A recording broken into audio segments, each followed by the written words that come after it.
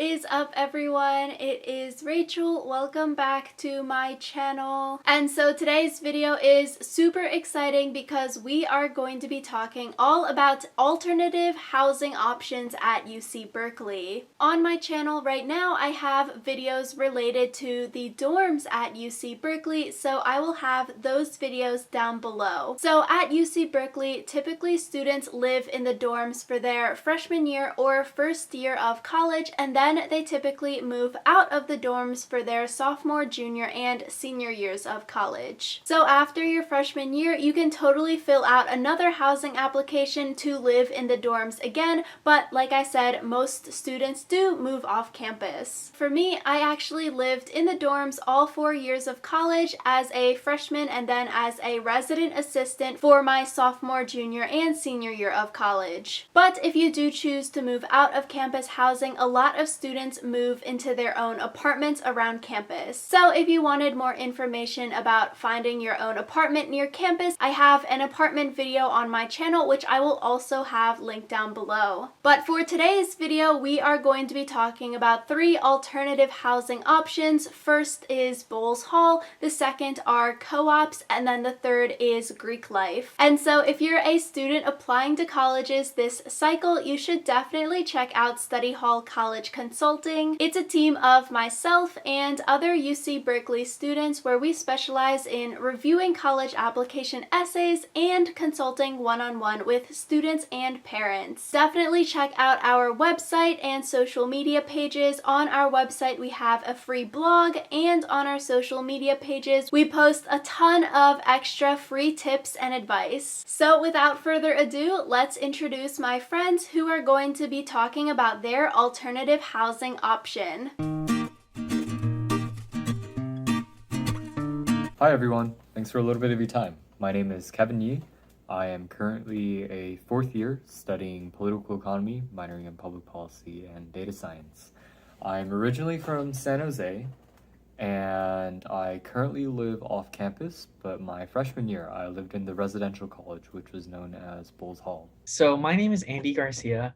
I graduated last May, so it's been about a year now. And I'm originally from San Jose, California, but I grew up in Gilroy, California. So I'm from the Bay Area just about. And I started out in the dorms my freshman year. I lived in Erman Hall in Unit 2.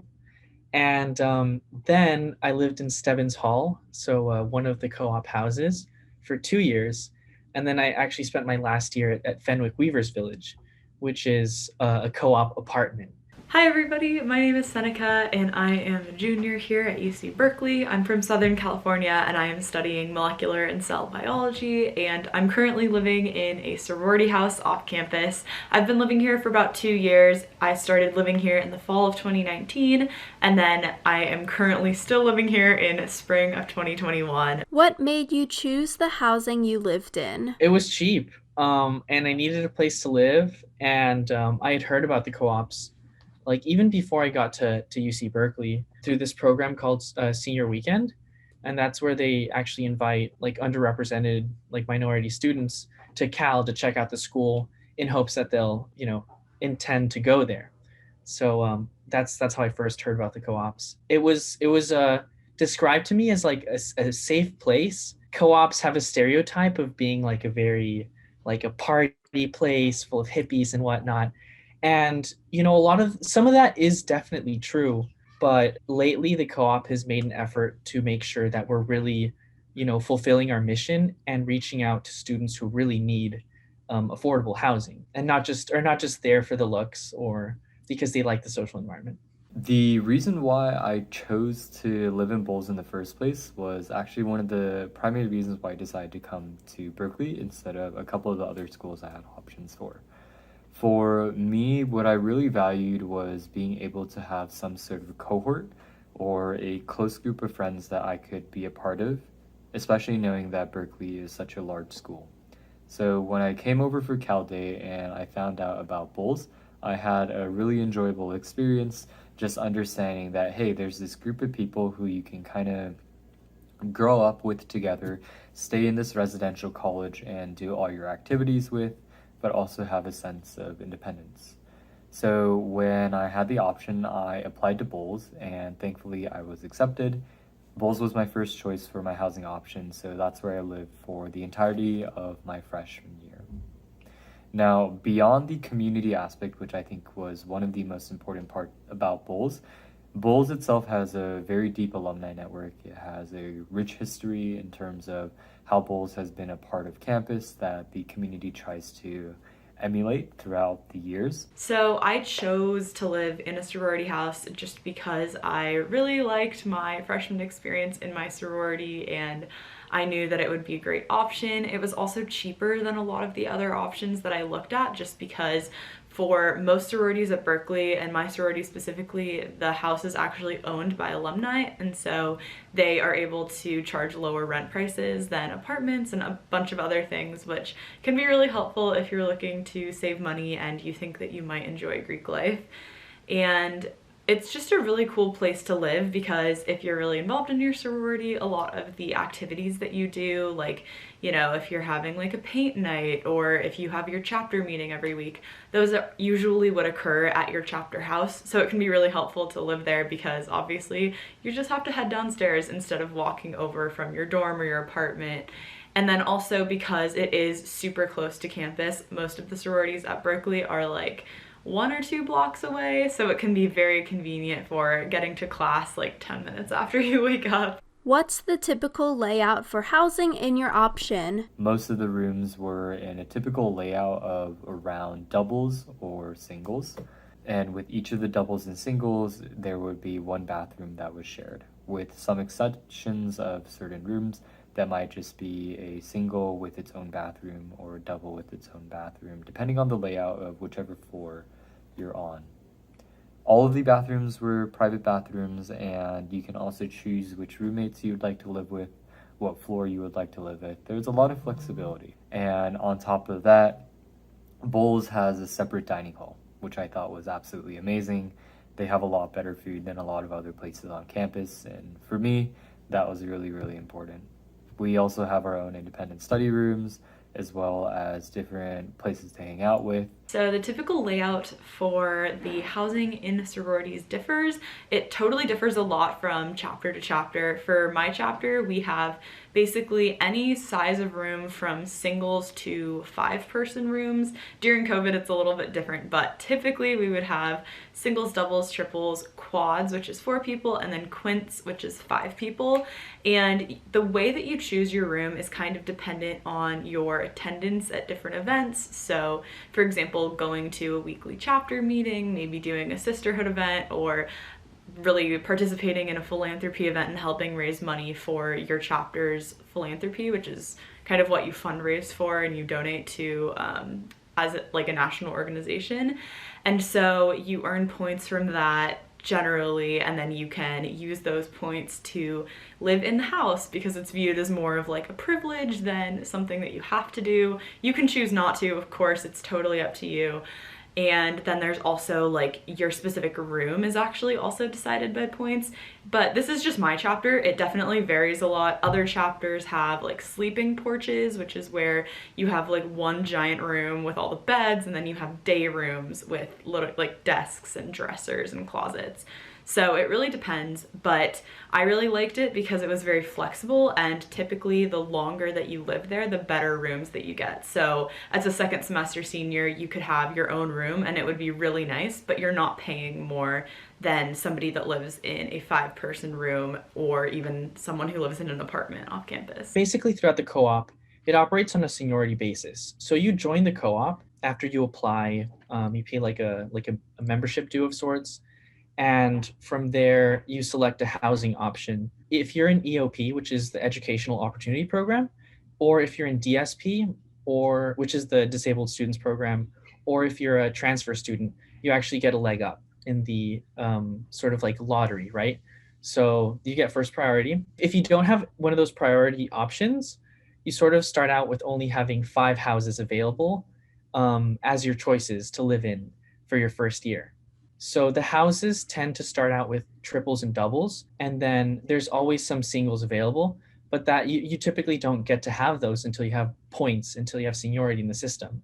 So you accrue 1 point per semester, and then half a point during summers. You basically need points to have the nicer rooms. Some houses will have one bathroom shared between like two rooms, right? And those rooms may both be doubles, or one may be like a single and then the other one might be a double. But it really just depends on the layout. But in most circumstances, you'll have communal bathrooms, like communal co-ed bathrooms. And you can check all of this online at bsc.coop, and it just gives you like the rundown on each house and how many like singles and doubles it has, and all the amenities too. About how much does housing cost per semester? So the housing cost for sororities definitely varies a lot depending on what school you go to and what sorority that you're in. Some sororities own their house outright, like mine, and that means that they can charge a lot lower rent prices. Other sororities are leasing their house, and so that will probably increase their rent prices a little bit.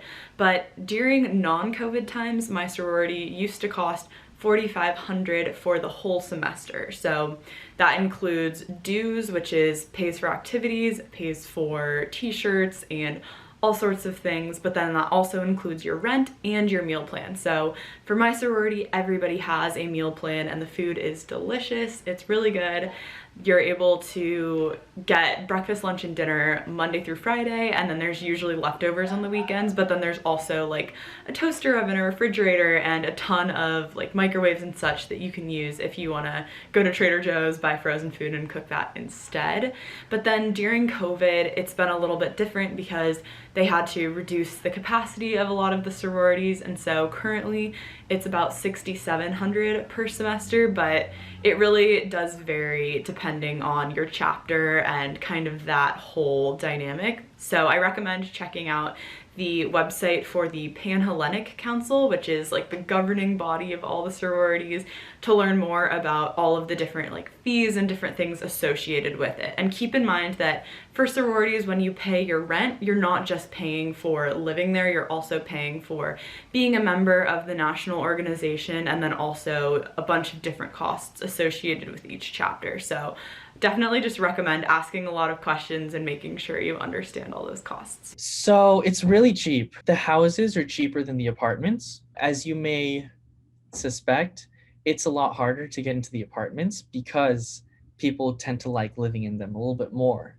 because you have more privacy and it may be a little bit cleaner. Room and board will cost around, I think it's like $3,600 a semester.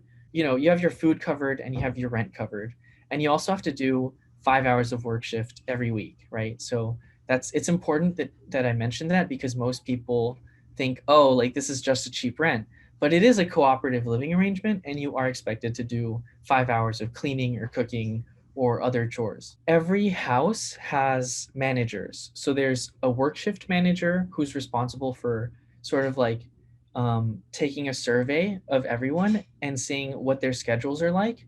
And you can rank which work shifts you prefer, but you may not get them, right? So it's really the work shift manager's job to ensure that everyone has work shift responsibilities that are suitable to them. Back when I lived in Bowles, the cost was prorated to, I believe, the cost of a Clark Kerr dorm. So the cost of living at Bowles was definitely on the pricier side, but it was not more than other housing facilities. How did you make friends in your housing? Is it easy or hard to meet people? It's super easy. So at Stebbins, it was 64 of us. You're getting freshmen, you're getting sophomores, you're getting juniors, you're getting seniors. So it's like really exciting.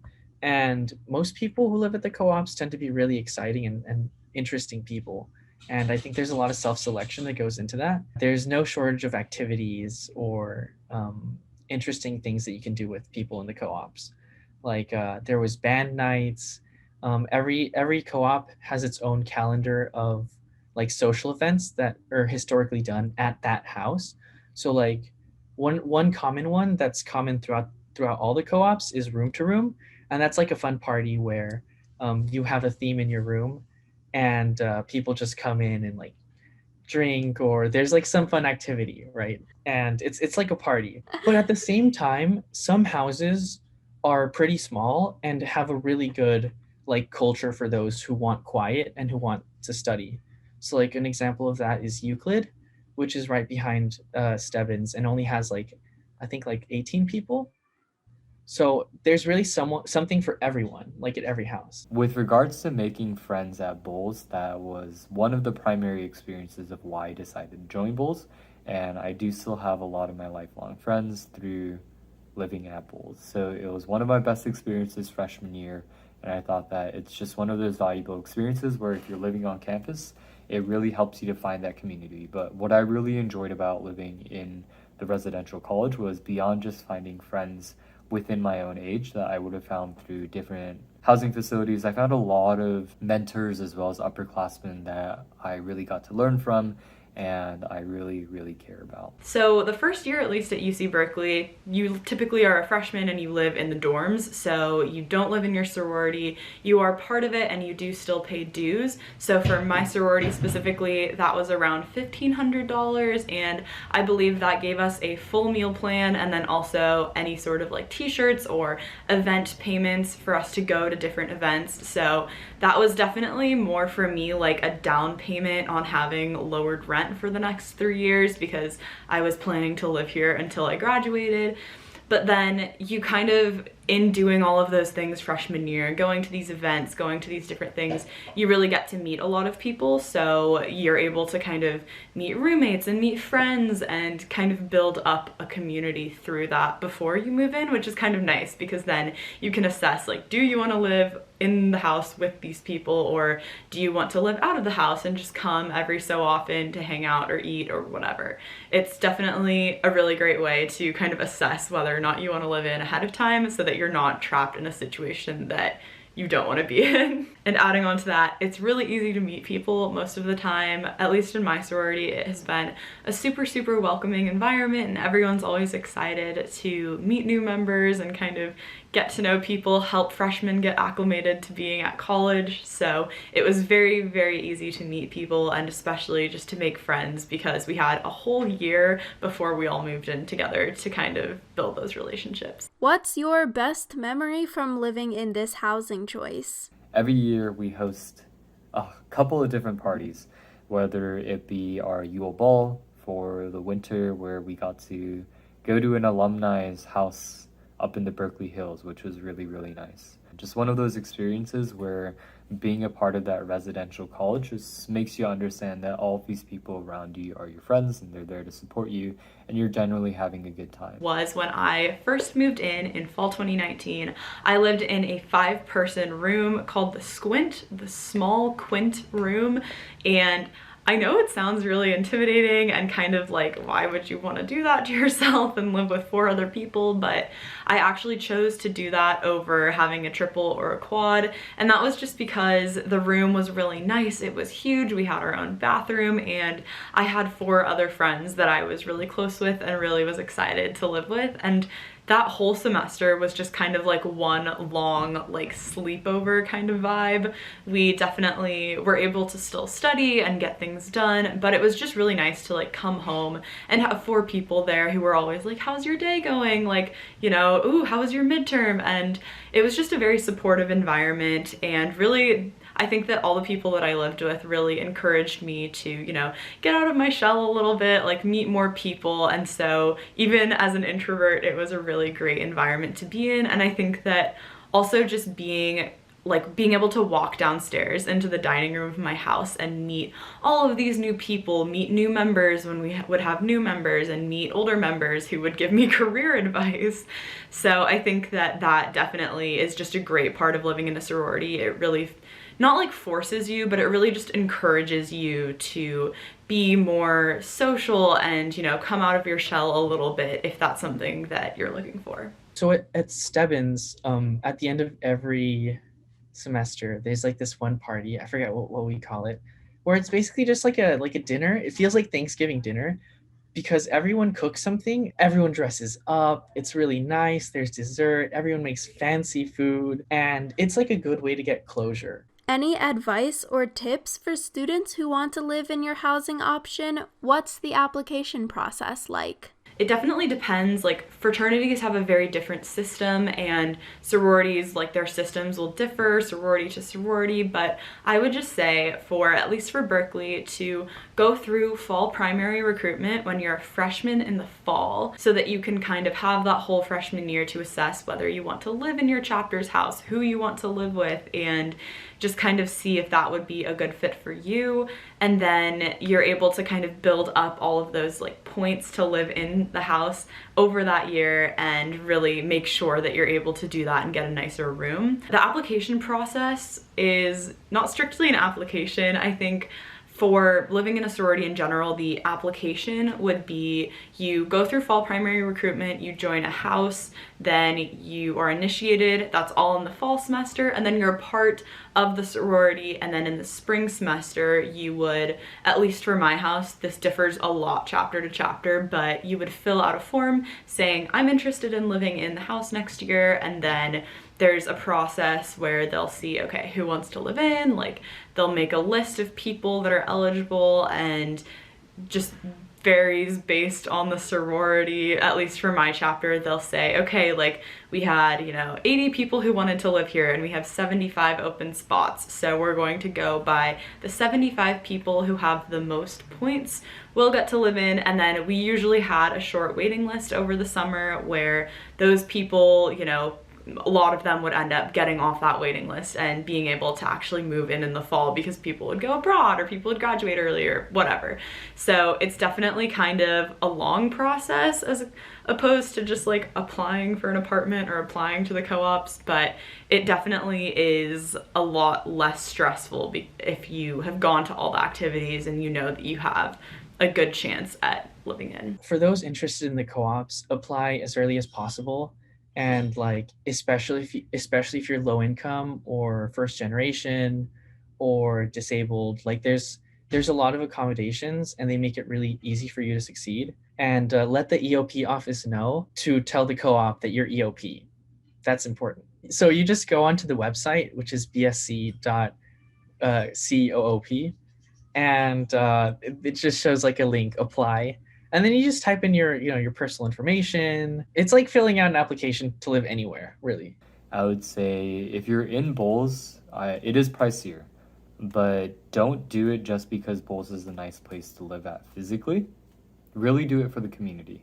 What Bowles tries to breed is people who they believe would not only be a cultural contribution towards the community, but also people who genuinely have that desire to meet new people, to be leaders, to help push different committees that the hall might have, to really be involved. I'm not saying that everyone has to be friends, but having a requisite of, yes, I'm coming to live in the residential college because I want to live with these people, I want to learn about them, and I want to build lifelong friendships is one of those important criteria. Making sure that stands out within your application is really, really important, because at the end of the day, what Bowles is trying to build up through its 4-year housing program as well as its community isn't really just a place for people to live that's really nice, but how do we build out this alumni network? How do we build out this community that people want to continue to pour into? Thanks for letting me be a part of your video, Rachel.